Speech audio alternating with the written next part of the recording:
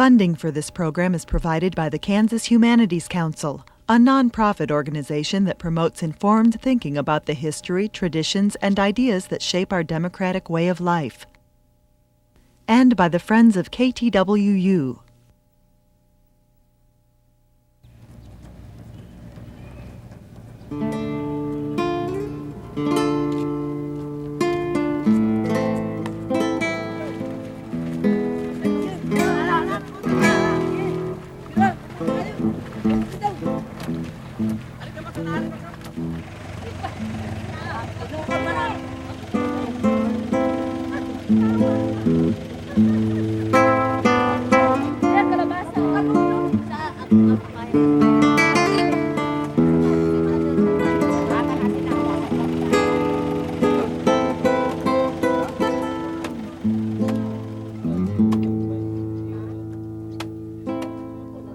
Life in the Philippines was very hard. Raising 6 kids, I want them to be all educated. Education is our most valuable inheritance we could give to our children. Nobody can take it away from them.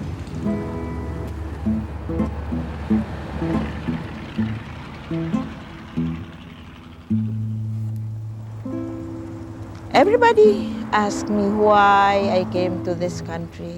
I was honest, I said, for greener pastures.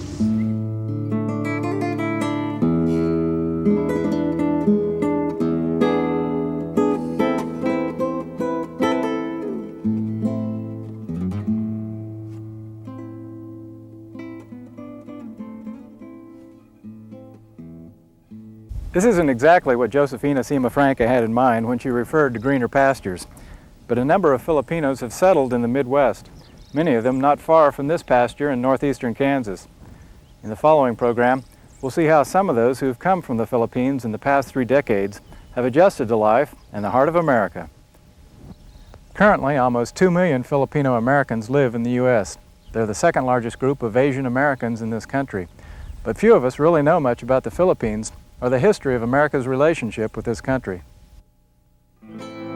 Located between China and Australia in the southwestern reaches of the Pacific Ocean, the Philippines encompasses more than 7,000 islands with a population in excess of 70 million people. For several centuries, following Magellan's arrival in 1521, these islands were dominated by Spain, which converted most of the inhabitants to Catholicism. Following the Spanish-American War, the United States took control in 1898 and engaged in an extended and brutal campaign to pacify the Filipinos, who were opposed to domination by any foreign power.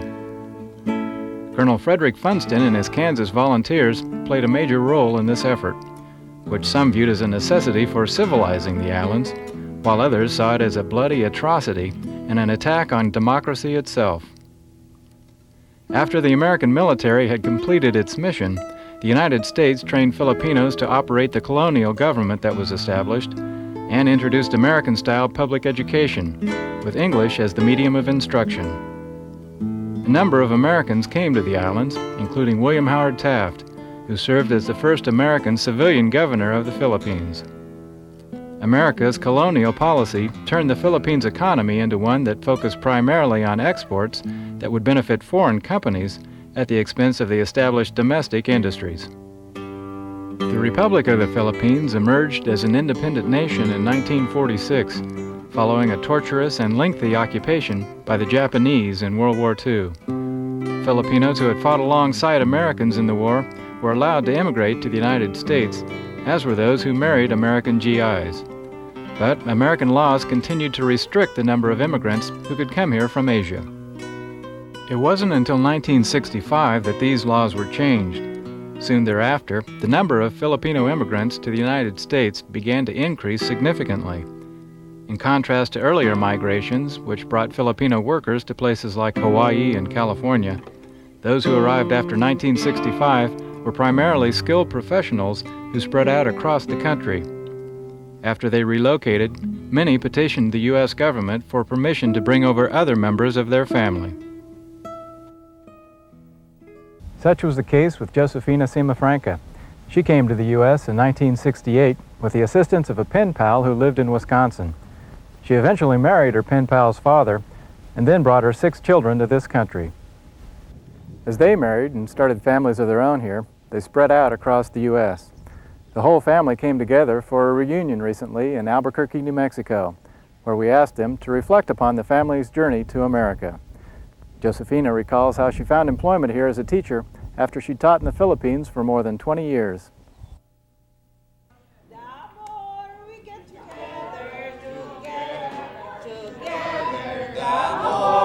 get together, the happier are we. For your friends are my friends, and my friends are your friends. The more we get together, the happier are we. This is how it sounds in French. I taught in the Philippines since 1946, after liberation. And then 1957, when my children's father died, he survived Bataan, but when he became the chief of police in our town, he did not survive a shooting. And then my mom was the only breadwinner in our family, and I was the oldest. At the time, I was only 12 years old, and our youngest was 1.5. And I know that it's really hard for my mom to support us 6 in the family, going to school, foods, everything. So my mom decided to come in this country. We've always talked about my mom always wanting to come here. I think she wanted to make that sacrifice for us kids, a better opportunity and stuff. To me, it was an impossible dream because I could hardly let both ends meet, to be exact.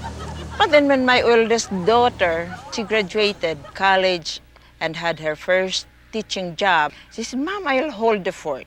So I worked on my papers. I wanted to be sure that I'll have a job here, so I sent my credentials to Madison, Wisconsin, to the Bureau of Education. About 3-4 weeks, I got my temporary license to teach in Wisconsin. Oh, that inspired me to come, really come. And so I came, but I came October 15, 1968. I put that even as my license plate. So I won't forget it. She had a pen pal in Eagle River, and they were communicating for 20 years. And my mother always told her pen pal that like hard times in the Philippines, and her pen pal told her, "Well, come over here." She said, "I believe there's better opportunities for you and the kids." Before I left my 4 girls in the College of the Holy Spirit where they were educated. And I left Joe in the seminary. When my mom left, we talked about her leaving and stuff, but I was just a kid, and you never really know in terms of the impact when they're gone. And it never really occurred to me until I came back to the convent that my mom left. And it was really, really weird, like, Mom left. I was 14, and then, my Florence took care of us and my grandma, and then the aunts and uncles. My mom was gone, I was like, wow. But there was still that extended family, that connection with people, that when you needed things, they were there for us. It is always expected that the oldest one will always, if the parent is not available, the oldest one is always taking charge. It is expected. I was the first one to have a job, so it was my turn to take care of everybody because we're family. It was very hard, but I have entrusted to the Lord my everything ever, especially ever since their father died. To me, if you know the serenity prayer, that was my shield and comforter. Every time I got low, God grant me the serenity to accept the things I cannot change, the courage to change the things I can, and the wisdom to know the difference. Until now, that is my shield and comforter. My mother found a job as a teaching position in Eagle River, and she met my stepdad, and then they get married, and my mom petitioned us children. He was such a good man. My husband said, save your money, get the children. That's what I did. Oh, I cry every night. Always crying in the inside. Perhaps my husband realized that. That's why he was so good to let me save my money so I can get my children. In 1971, I was called by the immigration for my change of status, being married to an American. And I just said, I'm dying to see my children.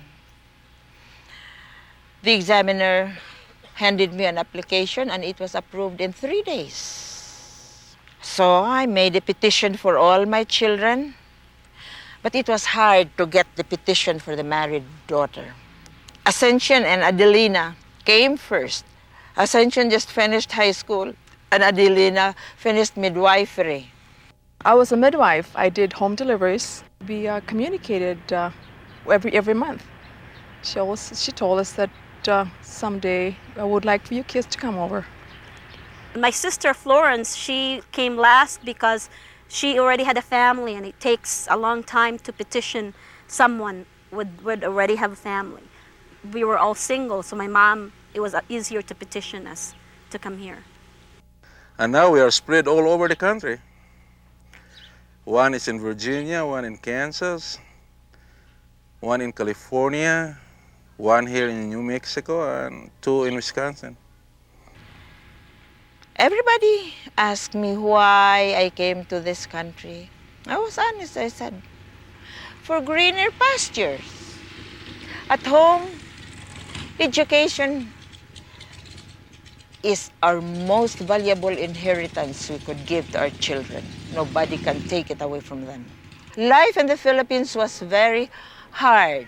Raising 6 kids, I want them to be all educated. My dream was always I wanted to be a registered nurse, and my mother couldn't afford to send me to school. And I told mother, when I'll, join you, I'm going back to school. And I did it.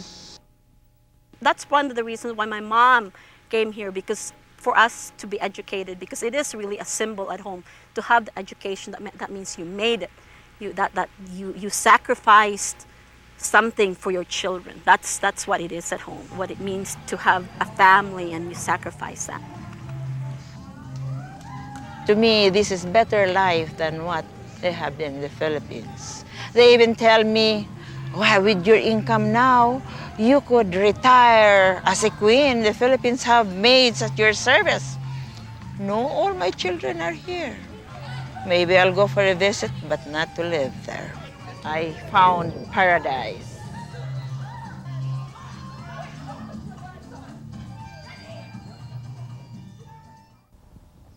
Josefina's daughter Ascension was one of the first to join her mother in this country. 17 years old at the time, she attended the University of Wisconsin, where she met her future husband, Jerry Schultz. They now live in Lawrence, Kansas, where she's employed at a community mental health center. I really liked my life at home. The only reason why I came is my mom, I said, yeah, I want to see my mom. But in terms of, having, all this American dream, when you're a kid, you don't realize that American dream, what is that, In America, sure, there's a lot of opportunities, but you really have to work hard in order for you to have a car, in order for you to have a decent place to live and pay your bills. That's really what American dream is about, That's wonderful. I think part of the culture here is success is what you have, the status, the house you live, the cars that you drive in. Because I think the first thing people ask, well, what do you do? My wife's name is Ascension Larba Simafranca, and her nickname now is Toots, and everybody calls her Toots. She has Toots Schultz on her business card. She probably never imagined she'd be a professional. She would much prefer being home, raising a family, and focusing on the family. But on the other hand, I think she carries that nurturing into her professional work in a way that professionals in this country don't. And I think it's one of her strengths in terms of the work she does. So that's a good quality to have, I think. What comes from her background is she's a very nurturing, home-centered, family-centered person. I think that's the thing that all of my friends noticed about Toots was this really family-oriented perspective. I have two children, Jake, who's 7, and Layla, who's 20. Layla, I think, she has a lot of her mother's characteristics. She's a very strong-willed person. They enjoy cooking and love serving people food and things of that sort. We recently went back to the Philippines, and Layla was saying that it was really helpful to her in terms of understanding herself and her mother. Why, for example, why is Toots the way she is? Because she could see so much of these important characteristics in the community in general. I mean, sharing food and family and relatives and things of that sort. Just it is the heart and soul of that culture. If you know the way families operate in the Philippines, all sorts of different people, extended family members, live in a household and share a household. And my aunt's house, like 7 kids lives with her. 5 of these kids are married. They have their whole family with them. There's like 22 people in her household. People that are married still stay with either the parents of the bride or the parents of the groom. That's why when I came to America, I never knew a concept about a babysitter or daycare because we always took care of each other. Your grandparents stays home and they take care of your kids or your cousins or your aunts or your uncles or your neighbors or your friends. They have that. But here in the States, we don't because we don't have that hierarchy in terms of the family values. We might look at it almost like a communal arrangement, but in a sense, it's the extended families kind of occupy the same space and take on different responsibilities. In a sense, Ken Roper, who's the person who's living with us and sharing our lives, is very much like that. The way I live, I've maintained the extended family thing at home. I have Roper living with us. He's a godfather of my son, and I think all of my friends have become my family.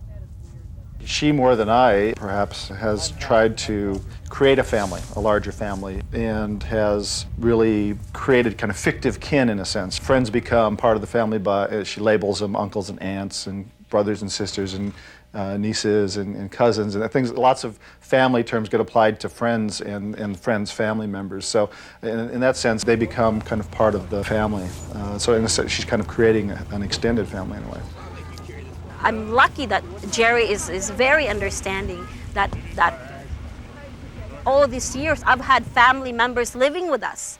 And I'm really lucky that he's able, that he supports me in that. Because I think not too many Americans would do that, would accept that somebody would live with you and support them financially, emotionally, physically. Today I saw them and they were pretty fresh. I think the one area that the heritage really shows itself is in her, again, her home-centeredness, her family-centeredness. She loves to cook and she's very nurturing, loves to nurture not just children, but everyone, adults, children, everyone. And I think that kind of family-centeredness and home-centeredness is really reflective of her heritage. Oh, no. I think Filipinos are social people, because we always get together at home. I cook a lot at home. I feed a lot of people. I think that's how I grew up, so I have maintained a lot of that. Toots is unique, though, I think. Toots's background is such that she's not going to seek out other Filipinos just because they're Filipinos. But I think a lot of Filipinos would.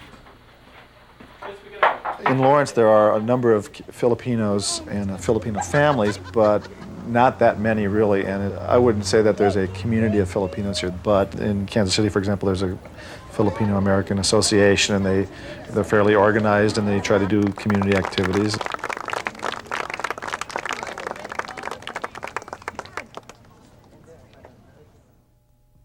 In Kansas City, less than an hour's drive to the east of Lawrence, the Filipino Association frequently engages its members in various social and cultural activities.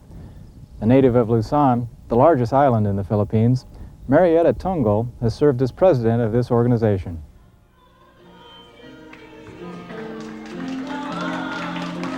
Miss Little Philippines,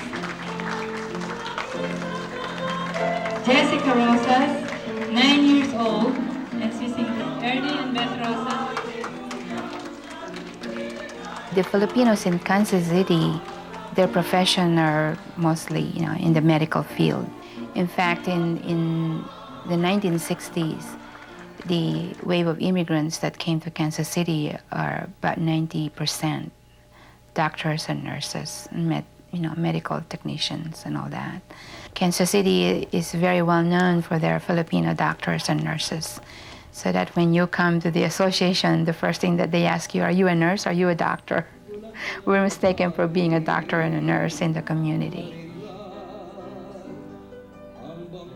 My name is Marietta Tungle, and I'm married to Ted Tungle. I work for the Sprint Corporation as a financial analyst in their legal department. I am a mechanical engineer and I work with Certainty Corporation. I've been working there since 1979. After I graduated from a college in the Philippines, Mapua Institute of Technology, I worked with the Republic Glass Corporation, and my wife was working in the personnel department. So we met in the company and we got married. Ted courted me for 5 years before we actually got married. I was helping the family then. I could not get married until one of my sisters or brothers could take my position to help the family. I have a big family, 10 children in the family, and it was my obligation. And I think in most families in the Philippines, if you don't belong to the wealthy family, then the children help each other in bringing food on the table for the family and helping with the education of the other siblings. So soon as one of my other sisters graduated from college and found a job, then Ted and I decided to get married. 2 weeks after that, we flew to the United States. When we got here, we lived with my sister, my oldest sister, in Toledo, Ohio. We came here in Kansas City in 1979. And then we got exposed to the Filipino Association, and that started our involvement in the community. Taking on, small responsibilities in the association got me to where I am before as president of this organization. The Filipino Association was formed 28 years ago by a group of doctors. The association has grown from 30 families to about 300 families. Mostly it's fundraising activities because we are intending to establish or to build a cultural center where we can house our artifacts, archives, and all the history of the Filipinos here in Kansas City. It will also be the building where our dance troupe could practice every Sunday. Incidentally, this group, the dance troupe, has also grown from maybe 20 dancers to about 50 dancers.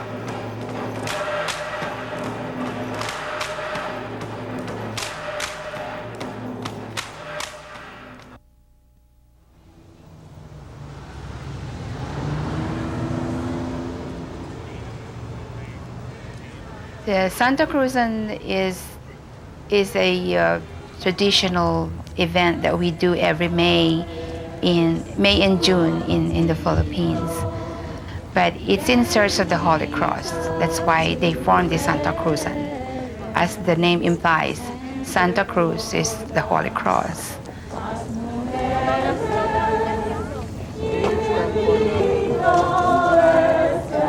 We would like the audience to stay in this area. With the procession. It brings back memories from the Philippines. It makes you feel like even if you're very far away from your country, that you're still able to continue on with this tradition. It gives a great feeling to be able to enjoy and be a part of that tradition from back home.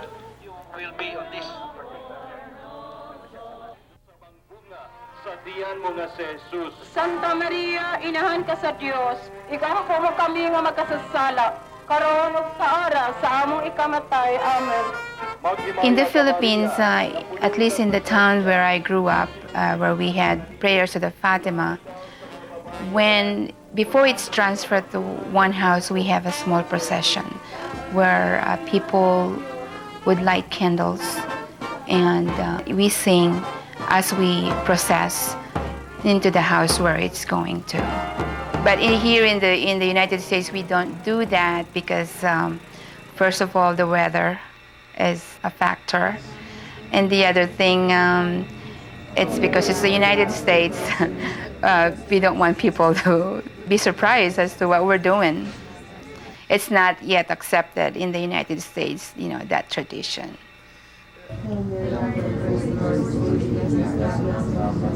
The main purpose is to encourage the people to pray the rosary. It seems like people, because of this hurried world, stressful world, with so many activities and all that, that most of the households forget to pray the rosary anymore.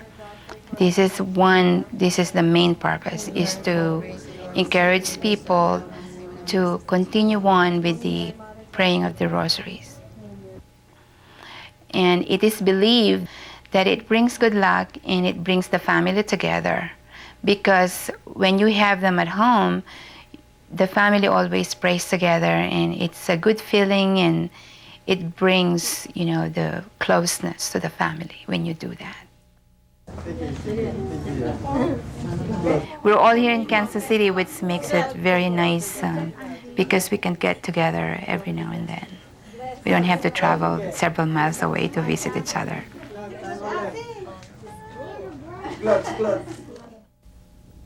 Like Marietta's family, most Filipino Americans choose to live in urban areas.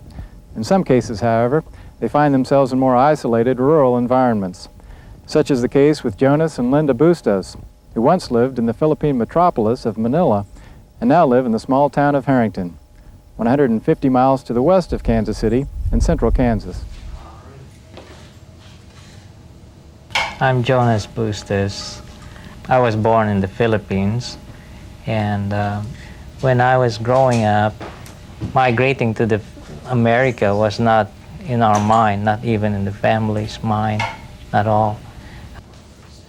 Okay, Roger, let's see. My name is Linda Kiason Bustos. I was born in the Philippines. I'm a registered nurse. I was fortunate enough when I was in nurses training, or I was in nursing school in the Philippines. The University of the Philippines had an exchange program with KU, School of Nursing. And I was one of the fortunate students that got selected to attend a year of college here at KU. And I liked Kansas. I mean, I liked the United States. And so when I went back to the Philippines, I decided I might want to live there and go back and live in the United States again. And at that time also there was quite a political upheaval in the Philippines. And my father, who was alive at that time, said that, this is not working. I mean, we need to go somewhere where what you do and is rewarded in terms of how much effort you put into. So he ingrained in us that it would probably be a good idea to move to the United States. Linda and I got married probably in the 70s. I was already done with my medical education. I was in my early residency, and then by 1971 we migrated here and started my training again. We started in Kansas City, and then finally I decided to move to a smaller town. I had no idea how it will be, because I grew up in a big city and I've been staying in the big city. My first requirement was a golf course in the town. So happily I was becoming a golf addict during that time.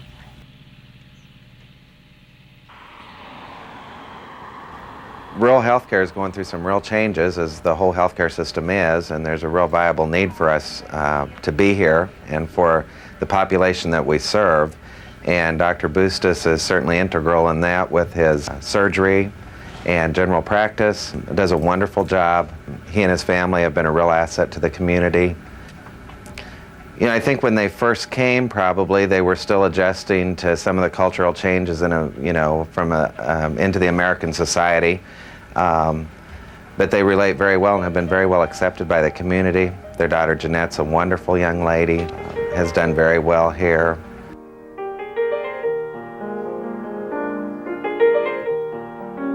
My name's Jeanette Bustos, and I'm 19 years old. I live in Harrington, Kansas, and I'm a student at Georgetown University now. I attended Harrington High School. Actually, I attended school in Harrington my whole life since I was about 5, kindergarten, and now I'm home for the summer. Harrington's about 3,000, population of 3,000, and I mean, it's a great town. I love it. I mean, the people are really friendly. They're really friendly. I mean, they really care about you, especially when you've grown up here your whole life. I mean, they always want to know how you're doing. They always want to know what you're doing, you know, and I mean, it's great to come home from college and they're always like, you know, how's school going? And they really care. They want to support you. You know, it's just, I mean, we're just so overwhelmed by the people here. They have been so receptive to us. And, you know, we could not find any better place to live in. We feel very safe. Yeah. We feel very safe.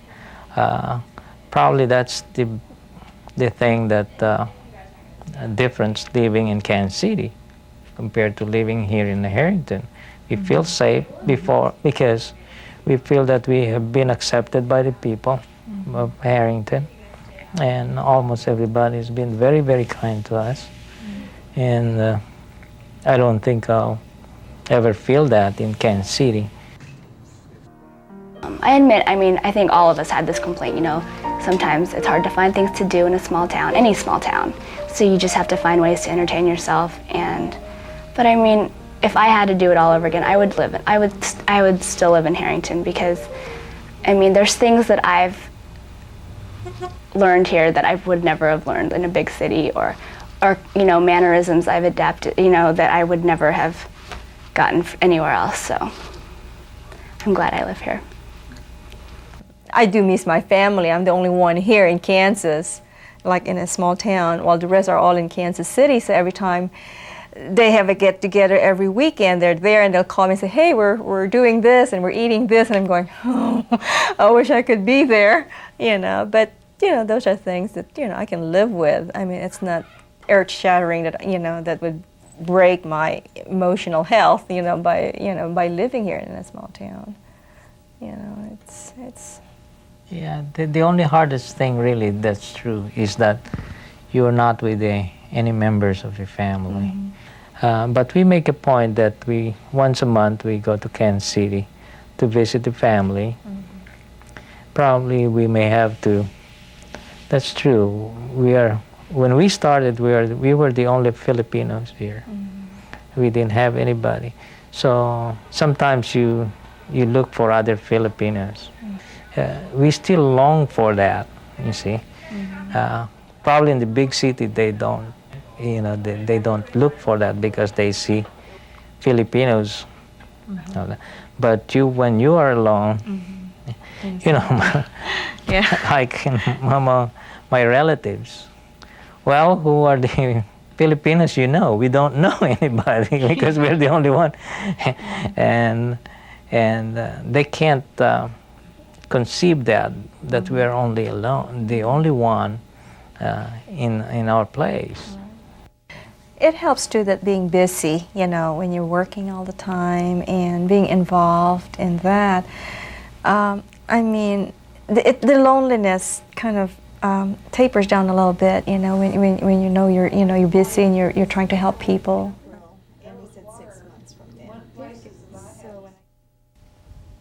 Like most other immigrants who've come to this country, those who come from the Philippines encounter various difficulties adjusting to life in America. However, they don't all experience the same degree of difficulty.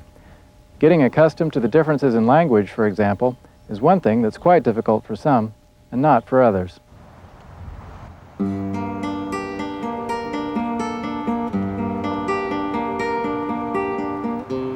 evening. Welcome to the annual Parents' Day celebration. On behalf of the Filipino Association of Greater Kansas City, I thank you for coming tonight to celebrate this special night to honor our beloved parents. You all look beautiful. Language was a problem. Although we studied English in school and we used American textbook, we did not use the English language in everyday conversation. And so the accent and the understanding of how the American pronounced the English language and vice versa was very difficult for us. I was really intimidated by the Americans. I remember with my brother, when we came over here, we go to the fast food restaurant, and we are really afraid to order. And we decided that whoever ordered the food, he got a free food. Because even myself, I was really intimidated by the Americans. Yeah. Maybe because of our accent, you know, the way we speak like that. We don't want to be criticized like that, you know. The food was another problem. In the Philippines, we're used to eating rice and fish and vegetables. When we came here to the United States, my sister has gotten used to the Western ways, would fix steaks and bread.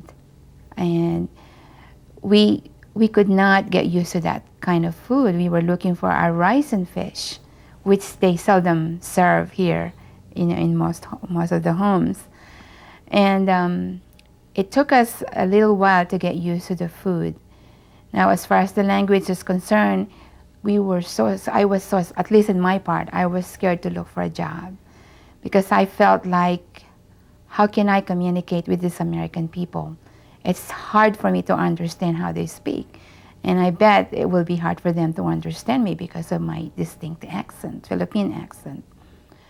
We don't have problems with language because even though English is our second language, it is the medium of instruction in all schools from the elementary up to college. Yeah, so, especially we went to private school, so most of the nuns in the convent school are foreigners, so that's why we spoke a lot of English as well. Yes, and we were fined 5 cents to speak our dialect in school. So we have to speak English. Which I'm really glad though. Me too. I don't have any problems with the language barrier, not at all. Whenever we cross streets, I always have to get angry at Toots because we'll rush across the street and she'll be walking slowly across the street, and I always think she's going to get hit. Even if cars are coming, she's like walking slowly across the street. And one of the things that she's always, it's kind of one of these little teasing things, but it's how Americans like fast, just walk fast, look straight ahead, don't say hi to people, and Filipinos tend to walk slowly and take their time, and it's much more casual. It's a really big difference. I think it drives her nuts sometimes, but the fact that Americans are just so focused and just straight ahead, you know where you're going and you're going to be there on time. I would ask my mom, where are the people here? Nobody walks, because we always, at home we have kind of like in the afternoon we go for walks in the park, we go to the beach. That just is part of kind of relaxation before you make your supper, But here, everybody worked. Everybody had to work, and now I understood because you have to pay bills.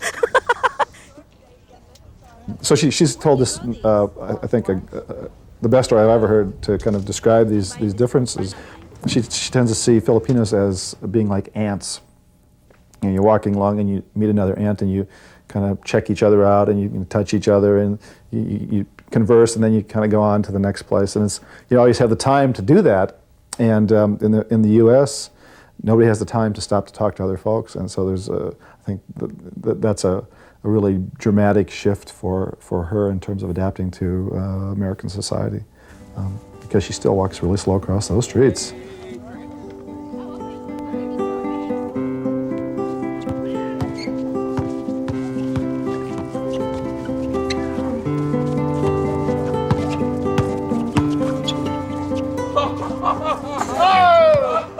I came here June, and that was really hot. And boy, I was shocked. I saw a teenager riding a bicycle with her bikinis. I said, oh my God. We don't have that back home, We are old-fashioned people. We were in an all-girls school, so I mean, The one thing I noticed was like the teenagers, you know, kissing in public, you know, things. That was kind of a shocker for me the first time. Yes. I mean, you know. Even now. What was it like in the Philippines? You can even hold hands. You just look at each other. You always have a chaperone everywhere you go. My eldest son, Tony, one time, he wanted to date a girl. So, when he went to pick up his girl, he wanted to go up and tell the parents, but the girl met him way down and said, "No, you do not have to. At home, we don't do that. We still have chaperones when we go dating." That's one difference.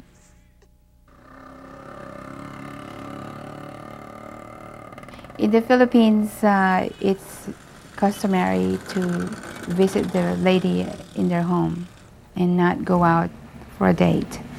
It's simply because the parents, they object to seeing their girls, you know, seen in public with a man if they're not married.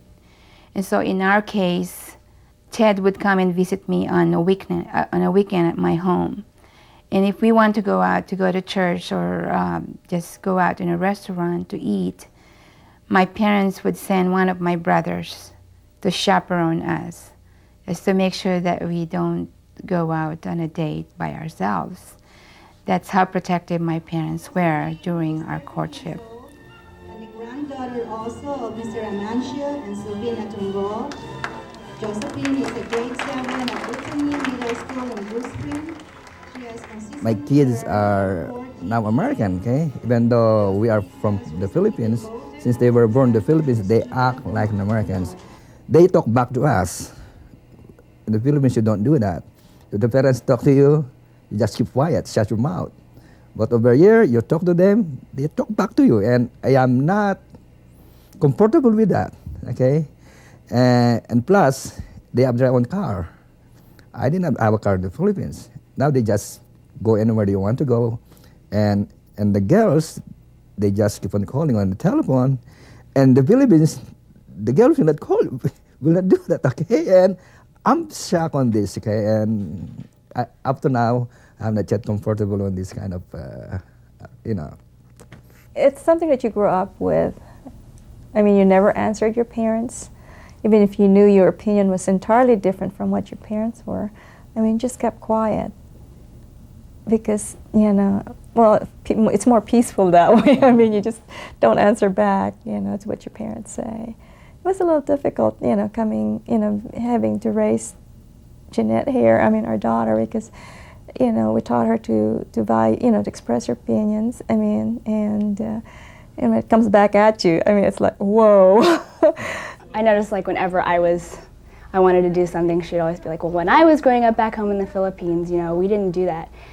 And I'd be like, but Mom, this isn't the Philippines, you know, and she's just like, we just had a lot of struggles trying to get to adjust between the Filipino culture and American culture and find the, like, middle ground there. It was kind of difficult when she reached teenage years.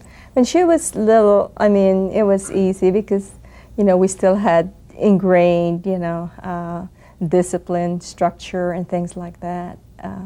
And so, but, you know, as she became more mature and was more willing to verbalize her feelings, it was a struggle because, you know, I grew up hearing, you know, children should be seen, not heard. I mean, do what your parents say and do.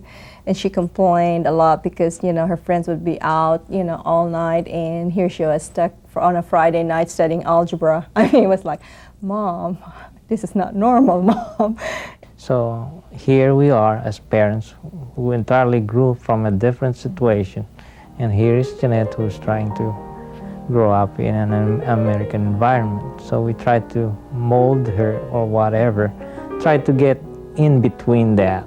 We're trying to compromise, trying to perceive what is very good in American culture and what is very good in the Philippine culture. What we try to instill in her is that there should still be the family molding of us a cohesiveness there. And if that is disrupted, we don't believe that if it's disrupted, that the family cohesiveness will be there. So we try to maintain that. For example, when we walk in the house, we always have to kiss our parents and say, you know, greet them. You have to kiss them on the cheek, acknowledge them. We can't just walk in and go, hey mom, you know, hey dad, I'm home. You know, you always have to, as a sign of respect, kiss them. And I mean, I just don't see that in American families very much. The Filipinos are more respectful to their elder, okay? I noticed that in America, okay, if you are old, they put you in a nursing home. Over there, if you have 5 kids, all the 5 kids, they want you to be in their home. They're gonna take care of you, and they respect you. They listen to you. It seems like here that when you get older, you have lost, you know, your part as being a parent to your children. And that's what we fear the most when we get old in the United States. We don't have nursing homes. We take care of our older people. Like grandma lived with us. And that's one of the, like when we moved over here, we just kind of surprised, wow, look at this older people. They just put them in a nursing home. And that's why I always, I tell myself, my mother will never go in a nursing home. No, she'll stay with me or one of the kids. It's just not part of my reality, you know. It just, like I said, I don't believe in nursing homes.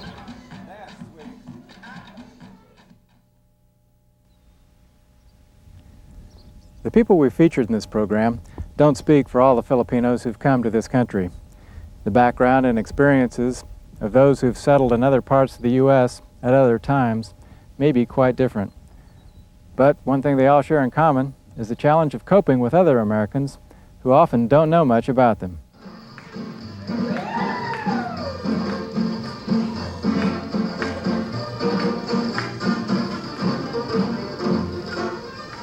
When I came to Eagle River, I was the first Filipino in Eagle River. That's why the principal was so honest to say, he was reluctant to hire me, how the community would react to my being a foreigner. But I guess it worked out because Rotary clubs, women's clubs, headwaters, different associations invited me to be their speakers in their meetings. But there are some, I would say, a little bit hurting experiences. The first course I took was driver's ed. We met that time, first night was registration. He asked for our home phone number, our working number, and when it was my turn, he asked, when I gave him the phone number of Eagle River graded school, he said, where, in the kitchen? No, sir, room 202, grade 6 teacher. I could see him blush. His ears were turning red. I bet he could crawl in a hole because I was the first foreigner in their place. My experience is that people have a hard time recognizing me as Filipino. They'd say I'm Hawaiian, Chinese, any other ethnic group but Filipino. I'm going, I'm Filipino, or Vietnamese. You know, I'd go to an Oriental store and somebody will start talking to me in Vietnamese and go, I'm sorry, I don't speak Vietnamese. Yeah. And so it's, you know, it's hard. People do not know me as a Filipino. They know me as an Oriental person, but not specifically of Filipino origin. People in this country don't know what Filipinos are. When people are confused about your identity, that means you're a Filipino. Because we have so many cultures meshed with our own culture at home. You know, Japanese, Spain, you know, the Americans, you know, Chinese, you know, we're so enmeshed with other people's culture. So our own culture is really like, we've taken so many of them. You know, like at home in the Philippines, we grow up singing with the Beatles, with the Beach Boys, with the Monkees, you know? I mean, so the Western, that wanna be Western, watching John Wayne, watching Clint Eastwood movies, you know? So it's all part of our culture because of what America has given to us, you know? The lumpia is the vegetable. That's in the Philippines, I would say that Ted and I had a good job. Although it was our first, few years in the company, we were not earning much salary. I would think we can still, if we got married there and lived there, we can still live comfortably. But we figured it won't. America is from that time, during that year, is a great country. The grass is so green, and from all the hearsays and all that you come to America and you get a job in a couple of days once you get there. And if you know how to manage your finances, you will get ahead and you will live a luxurious life. I believe that. It was like a Cinderella story in my part. I could not imagine that I will be living in this kind of house today. Because I lived all my life in the Philippines and we never owned a home. We never owned any of the conveniences, appliances that we have now. We cook our food by, just catching firewood everywhere, every meal. My mother would look for our food every day. And we are very grateful that we came to this country. We had to wash our own clothes and cook our own meals. We're not used to that. Back home, we had maids at home. That helped us did our laundry and did our cooking. But we had to learn. Mother said, "Well, you have to wash your own clothes now." And I said, "Are you kidding?" Well, but your American dream is you becoming a registered nurse. And, yes. Well, I guess I had friends that work at the hospital that I worked, and they came over here, and I think that was that's one of my dreams, that someday I'm going to go back there and go back to school, I said, and I did. Just in terms of the importance of Filipino immigrants to the U.S., I mean, people ought to think about what they do and what niches they fill when they come over. I mean, they're not coming over and doing nothing, generally speaking. Somebody once said that California couldn't operate its hospitals without Filipino nurses, and so there's a lot of skilled people coming over. It's probably worse for the Philippines than it is for the U.S. in the sense of they're losing a lot of skilled folks, a lot of there's a brain drain type of thing, and they're bringing good skills, and generally fairly educated folks are coming to the U.S. I think one of the best compliments that I get from work is like, they'll say, "I don't even consider you as a Filipino, you're just toots," And I think that's because they know me, they know who I am, and they know the person that I am, not because of the color of my skin. When I came here and I didn't realize that I was a minority. I said, what the hell is a minority? And being a woman is a minority. And being a different color is a minority. And you don't have a whole lot of opportunities because of a different color. And I never knew about a lot of that political aspect of the civil rights movement. And it was an eye-opener for me, in terms of the slaves. I never knew any of that, So it is an eye-opener for me as well, the differences. And my daughter Addie, the nurse, there was a child, 12-year-old, was sick. "Why do you look so ugly? You are brown."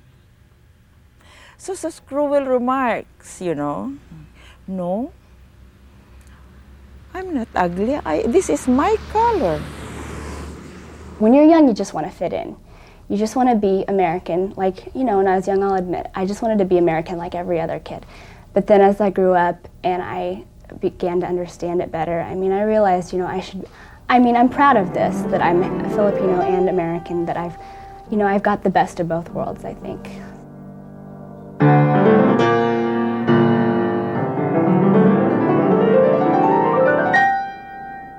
So she's practically a bicultural child.